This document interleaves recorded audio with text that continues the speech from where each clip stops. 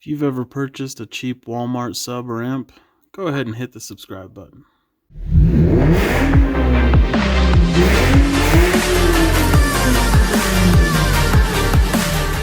When removing your serpentine belt, be sure to pay attention to the orientation of the belt. We're going to go ahead and remove the upper radiator hose clamp.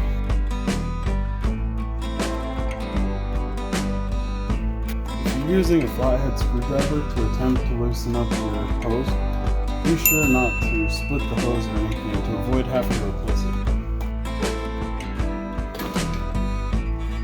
Then remove the upper radiator hose from the radiator itself.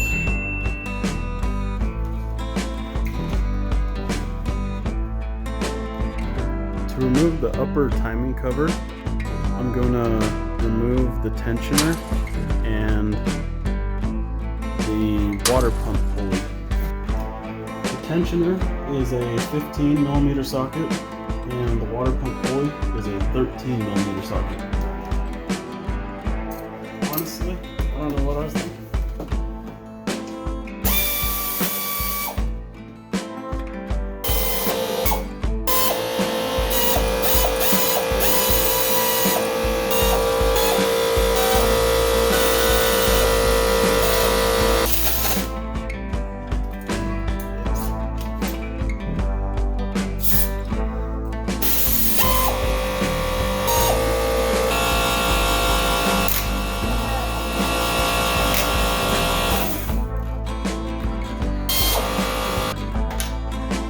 So on the upper timing cover, there's 3 different size bolts. We have 8 10mm bolts, 3 15mm bolts.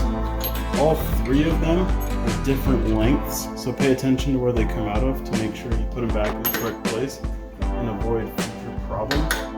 And then you have 2 13mm bolts in the top center of this cover. Your shortest one goes on the top left into the head itself. The middle one bolts in behind the tensioner, and your longest one goes into the top right into the head itself. Now, in order to remove the cover itself, you're going to pull back. If yours is too stuck and you need to pry on it, gently pry between these 2 tabs and you should be able to get it loose.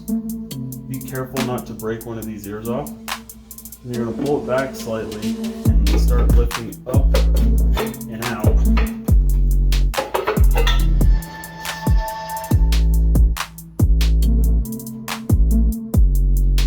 There's a learning curve.